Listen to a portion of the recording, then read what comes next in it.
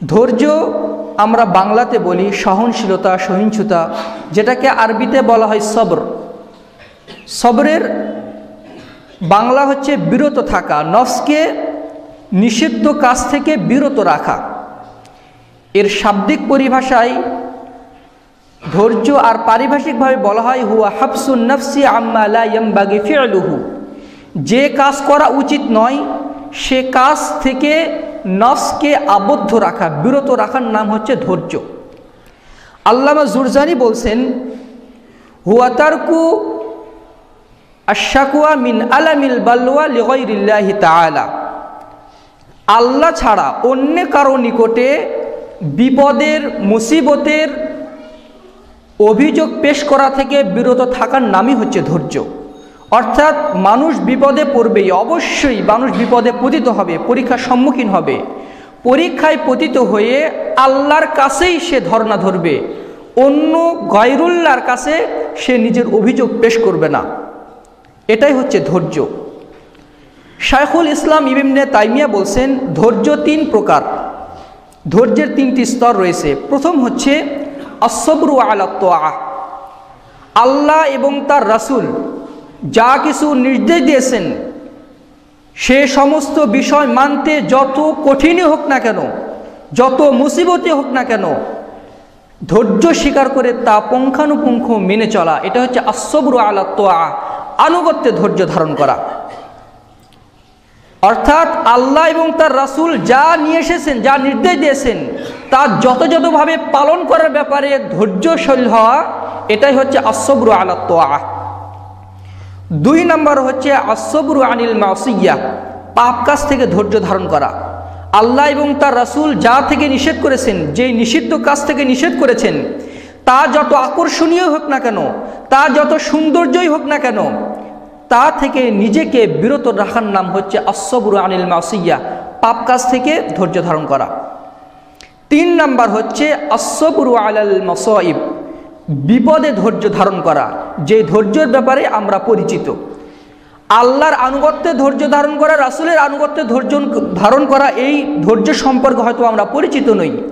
পাপ কাজ থেকে ধৈর্য ধারণ করা হয়তো বা এই ধৈর্য সম্পর্কে আমরা পরিচিত নই, কিন্তু আল্লাহর আনুগত্যেও ধৈর্য ধারণ করতে হয়, পাপ কাজ থেকে বিরত থাকার ক্ষেত্রেও ধৈর্য ধারণ করতে হয়, বিপদে তো অবশ্যই ধৈর্য ধারণ করতে হয়।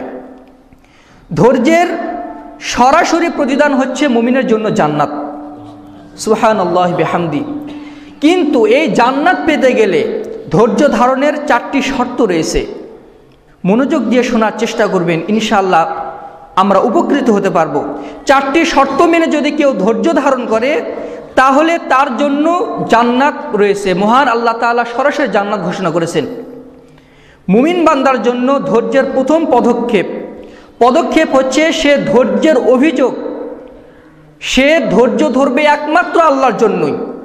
আল্লাহর পথে চলতে গিয়ে সে ধৈর্য ধারণ করবে, আল্লাহর জন্যই ধৈর্য ধারণ করবে। যেমন মহান আল্লাহ তাআলা তার রাসূলকে বলছেন সূরা মুদ্দাসিরের ৭ নম্বর আয়াতে, ওয়ালি রব্বিকা ফাসবির, তুমি তোমার প্রতিপালকের জন্যই ধৈর্য ধারণ করো।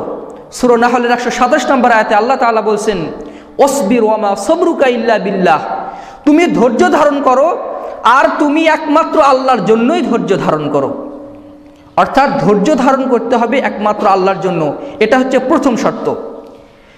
দ্বিতীয় শর্ত হচ্ছে আমরা যে বিপদে পড়েছি ধৈর্যের অভিযোগ পেশ করতে হবে আল্লাহর নিকটে, আল্লাহ ছাড়া অন্য কারোর নিকটে ধৈর্যের অভিযোগ পেশ করা যাবে না। দলিল নেন সূরা বাকারার ৪৫ নম্বর আয়াতে আল্লাহ তাআলা বলছেন ওয়াস্তাঈনু বিস-সাবরি ওয়াস-সালাহ ওয়া ইন্নাহা লাকাবীরাতুন ইল্লা আলাল খাশিঈন, তোমরা আল্লাহর কাছে সাহায্য চাও ধৈর্যের বিনিময়ে, ধৈর্যের মাধ্যমে এবং সালাতের মাধ্যমে। সালাতের আগে এসেছে ধৈর্য। আল্লাহর কাছে তোমরা সাহায্য চাও ধৈর্যের মাধ্যমে এবং সালাতের মাধ্যমে।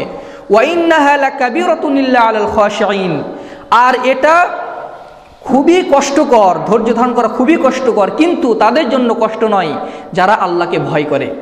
সূরা বাকারার ১৫৩ নম্বর আয়াতে আল্লাহ তাআলা বলছেন ওয়াস্তাঈনু বিস-সাবরি ওয়াস-সালাহ, তোমরা ধৈর্য এবং সালাতের মাধ্যমে আল্লাহর কাছে সাহায্য চাও।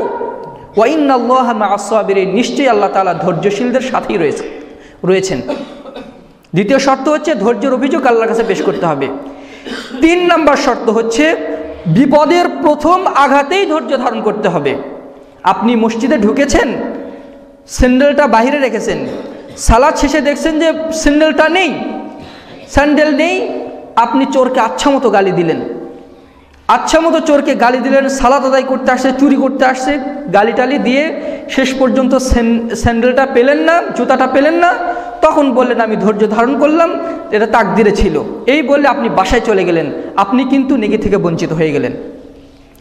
আপনি বাইরে বের হয়েছেন, আপনার স্ত্রী নিষেধ করছে আজকে বাইরে যেও না, আপনি তবুও বাইরে গেছেন বাজার করতে বা যে কোনো কাজে, গিয়ে অ্যাক্সিডেন্ট করে আপনার হাতটা ভেঙে গেল। এখন আপনার স্ত্রী বলছে আমি কতবার করে তোমাকে নিষেধ করলাম যে তুমি বাইরে যেও না, আমার কথা না শুনে তুমি বাইরে চলে গেলে, দেখো তোমার হাতটা খাম হয়ে গেল।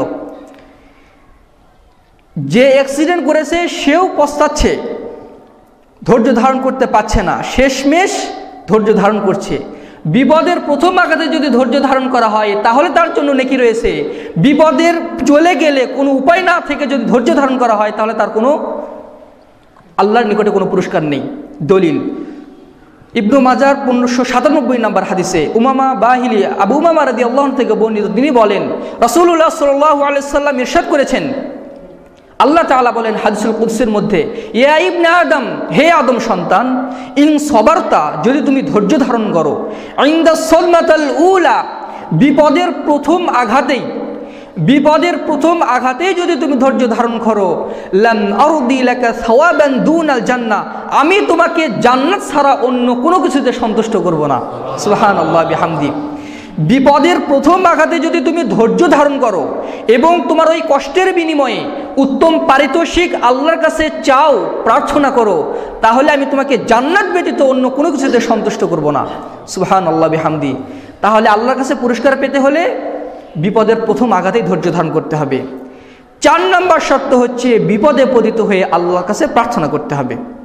সহিহ মুসলিমের 918 নম্বর হাদিসে আল্লাহ রাসূল সাল্লাল্লাহু আলাইহি সাল্লাম বলছেন, যে ব্যক্তি বিপদে পতিত হয়ে বলে ইন্না লিল্লাহি ওয়া ইন্না ইলাইহি রাজিউন, আল্লাহুম্মা আজরিনি ফি মুসিবাতি ওয়াখলুফ লি খায়রাম মিনহা, এই দোয়াটা যে ব্যক্তি পাঠ করবে তার জন্য সে বিপদে পতিত হয়ে যতটুকু তার ক্ষতি হয়েছে তার চেয়ে উত্তম বস্তু আল্লাহ তাআলা তাকে দান করবেন। সুবহানাল্লাহ বিহামদি। আবু সালামা রাদিয়াল্লাহু আনহু রাসূলের কাছ থেকে এই হাদিসটা শিক্ষা গ্রহণ করে তার স্ত্রীকে শিখাচ্ছেন উম্মে সালামা রাদিয়াল্লাহু আনহাকে, যে আল্লাহ রাসূল বলেছেন যে বিপদে পতিত হয়ে এই দোয়াটা পাঠ করবে, আল্লাহ তাআলা ওই বিপদে এর বিনিময়ে উত্তম বস্তু দান করবেন। কিছুদিন পরে যুদ্ধ শুরু হয়ে গেল, যুদ্ধে আবু সালামা রাদিয়াল্লাহু আনহু শহীদ হয়ে গেলেন। উম্মে সালামা রাদিয়াল্লাহু আনহা এই দোয়াটা পাঠ করছেন, ইন্না লিল্লাহি ওয়া ইন্না ইলাইহি রাজিউন, আল্লাহুম্মা আজরিনি ফি মুসিবাতি ওয়াখলুফ লি খায়রাম মিনহা, হে আল্লাহ আমরা তোমারই জন্য তোমার নিকটেই আমরা ফিরে যাব, ওয়াখলুফ লি আজরিনি ফি মুসিবাতি, হে আল্লাহ আমার এই বিপদে আপনি উত্তম পারিতোষিক দান করুন, ওয়াখলুফ লি খায়রাম মিনহা, এবং একজন কল্যাণকর প্রতিনিধি দান করুন। তিনি এই দোয়াটা পাঠ করছেন আর ভাবছেন আবু সালামার মতো একজন পরহেজগার এবং নম্র বিনয়ী মানুষ তো মদিনাতে পাওয়া ভার, আল্লাহ কি আমার দোয়া শুনবেন? আল্লাহর কাছে আশা নিয়ে দোয়া করছেন। কিছুদিন পর দেখা গেল স্বয়ং রাসূল সাল্লাল্লাহু আলাইহি সাল্লাম উম্মে সালামা রাদিয়াল্লাহু আনহাকে বিবাহের প্রস্তাব দিলেন। উম্মে সালামা রাদিয়াল্লাহু আনহা আল্লাহর রাসূলের স্ত্রী হয়ে ধন্য হয়ে গেলেন। সুবহানাল্লাহ বিহামদি। আবু সালামা রাদিয়াল্লাহু আনহুর চেয়ে স্বামী হিসেবে রাসূল কি উত্তম স্বামী নন? নিশ্চয়ই, কোনো প্রশ্নই ওঠে না। সুতরাং বিপদে পতিত হয়ে যদি আমরা ধৈর্য ধারণ করি, আল্লাহর কাছে আমাদের উত্তম পারিতোষিক রয়েছে। প্রথম শর্ত, বিপদ আসবে, ধৈর্য ধারণ করতে হবে আল্লাহর জন্য। বিপদে ধৈর্যের অভিযোগ পেশ করতে হবে একমাত্র আল্লাহর কাছে। যদি জুতার ফিতাও হারিয়ে যায় তবুও সেটা চাইতে হবে আল্লাহর কাছে। 3, বিপদের প্রথম আঘাতেই ধৈর্য ধারণ করতে হবে। 4, বিপদে পতিত হয়ে দোয়া পাঠ করতে হবে, তাহলেই আমরা আল্লাহর কাছ থেকে প্রতিদান পাবো। ওই যে শুনুন, আপনার মহাপ্রতিপালক বলছেন সূরা দাহরের 12 থেকে 13 নম্বর আয়াতে, ওয়াজাযাহুম বিমা সাবারু জান্নাতান ওয়া হারিরা মুত্তাকিনা ফিহা আলাল আরাইকি লা ইয়ারাউনা ফিহা শামসান ওয়ালা জামহারিরা। ওয়াজাযাহুম বিমা সাবারু, তারা ধৈর্য ধারণ করেছে, এই জন্য তাদের প্রতিদান হচ্ছে জান্নাতুন ওয়া হারিরা, জান্নাত এবং রেশমি কাপড়। সুবহানাল্লাহ বিহামদি। যারা ধৈর্য ধারণ করবে তাদের প্রতিদান হচ্ছে জান্নাত এবং রেশমি কাপড়। মুত্তাকিনা ফিহা আলাল আরাইকি, তারা জান্নাতে সুউচ্চ আসনে তারা হেলান দিয়ে বসে থাকবে। লা ইয়ারাউনা ফিহা শামসান ওয়ালা জামহারিরা, এই ধৈর্যশীল ব্যক্তিরা এমন জান্নাতে প্রবেশ করবে, লা ইয়ারাউনা ফিহা শামসান ওয়ালা জামহারিরা, যেখানে কোনো শীতও নেই, যেখানে কোনো গরমও নেই, নাতিশীতোষ্ণ জান্নাতে তারা বসবাস করবে। সুবহানাল্লাহ বিহামদি। সূরা জুমারের, সূরা ফুরকানের 75 এবং 76 নম্বর আয়াতে আল্লাহ তাআলা বলছেন, উলাইকা ইউজসাউনাল গুরফাতা বিমা সাবারু ওয়া ইউলাক্কাউনা ফিহা তাহিয়াতাও ওয়া সালামা, এই ধৈর্যশীল ব্যক্তিদের জন্য রয়েছে জান্নাতের সুউচ্চ কক্ষ। ইউলাক্কাউনা ফিহা তাহিয়াতাও ওয়া সালামা, জান্নাতে ঢোকার সাথে সাথে তাদেরকে অভিবাদন জানানো হবে, তাদেরকে সালাম জানানো হবে। হাসুনাত ফিহা মুস্তাকাররা ওয়া মুকামা, বাসস্থান এবং আবাসস্থল হিসেবে সেই গৃহ কতই না চমৎকার, কতই না উত্তম। সূরা জুমারের 73 নম্বর আয়াতে আল্লাহ তাআলা বলছেন, হাত্তা ইযা জাউহা ওয়া ফুতিহাত আবওয়াবুহা ওয়া ক্বালা লাহুম খাজানাতুহা সালামুন আলাইকুম তিবতুম ফাদখুলুহা খালিদিন। যখন জান্নাতি ব্যক্তিরা জান্নাতের দিকে আসবে, ইযা জাউহা ফুতিহাত আবওয়াবুহা, জান্নাতের দরজাগুলো খুলে দেওয়া হবে। ওয়াকালা লাহুম খাজানাতুহা, জান্নাতের দ্বাররক্ষীরা তাদেরকে সম্ভাষণ করে বলবে, সালামুন আলাইকুম, তোমাদের প্রতি শান্তি বর্ষিত হোক। তিবতুম, তোমরা কতই চমৎকার আমল করেছিলে, দুনিয়াতে আল্লাহকে ভয় করেছিলে, ধৈর্য ধারণ করেছিলে। ফাদখুলুহা খালিদিন, জান্নাতের এই দরজাগুলো দিয়ে চিরদিনের জন্য তোমরা প্রবেশ করো।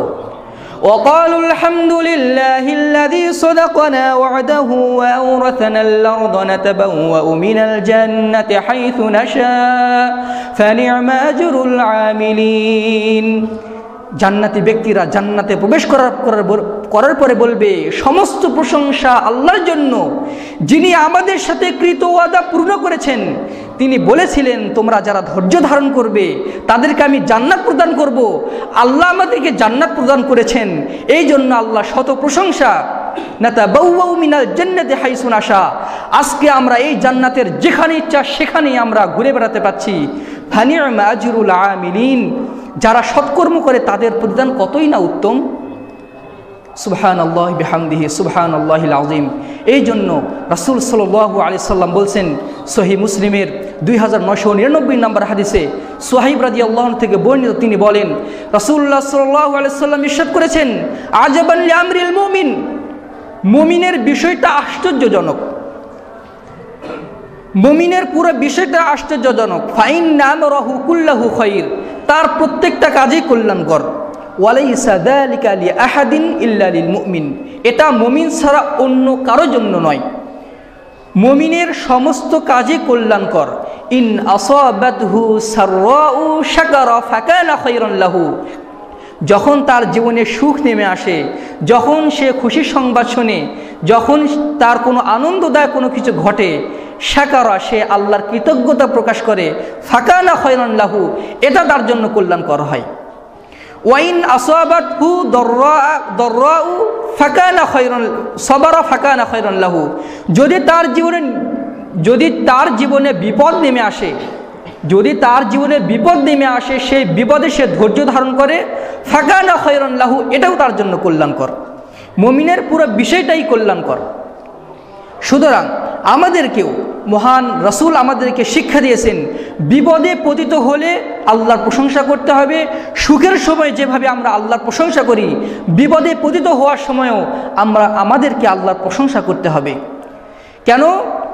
আমাদের যে বিপদটা এসেছে এর চেয়েও তো আল্লাহ উত্তম বিপদ দিতে পারতেন। এই জন্য প্রথমে আলহামদুলিল্লাহ পাঠ করতে হবে, তারপরে আপনি ইন্নালিল্লাহ পাঠ করবেন। আপনার যে বিপদটা এসেছে, আমাদের জীবনে যে বিপদগুলো আসে, এই বিপদের চেয়ে উত্তম বিপদ হচ্ছে কিয়ামতের বিপদ। সুতরাং এই ছোট্ট বিপদের বিনিময়ে আল্লাহ যদি ওই কঠিন বিপদ যদি আমাদেরকে মুক্তিদান করেন, সেটাই কি আমাদের জন্য বড় পাওয়া নয়? সহিহুল বুখারীর 6470 নম্বর হাদিসে আবু সাঈদ খুদরী রাদিয়াল্লাহু আনহু বলছেন, রাসূল সাল্লাল্লাহু আলাইহি সাল্লাম ইরশাদ করেছেন, মান ইয়াতাসাব্বারা, যে ব্যক্তি ধৈর্য ধারণ করতে চায়, ইউসাব্বিরুহুল্লাহু তাআলা, আল্লাহ তাআলা তাকে ধৈর্য ধারণ করার তৌফিক দান করেন। যে চায় যে আমার বিপদ আসলেও আমি একদম পাহাড়ের মতো অটল থাকব, আমি ধৈর্য ধারণ করব, আল্লাহ তাআলা তাকে সেই তৌফিক দান করেন। ওয়ামা উতিয়া আহাদুন খায়রান আতাআন খায়রান ওয়া আওসা মিনাস সাবরি, আর ধৈর্যের চেয়ে কল্যাণকর এবং ব্যাপকতর কোনো বস্তু আদম সন্তানকে দান করা হয়নি। সুবহানাল্লাহ বিহামদি। অর্থাৎ মানুষের সবচেয়ে পাওয়ারফুল গুণ হচ্ছে ধৈর্য ধারণ করা। কারণ ধৈর্যের সময় মানুষ সব সময় মুষড়ে পড়ে, মানুষ ভেঙে পড়ে। এই জন্য সেই সময় যারা শক্ত থাকতে পারে তাদের জন্য আল্লাহ তাআলা জান্নাতের সুসংবাদ দান করেছেন।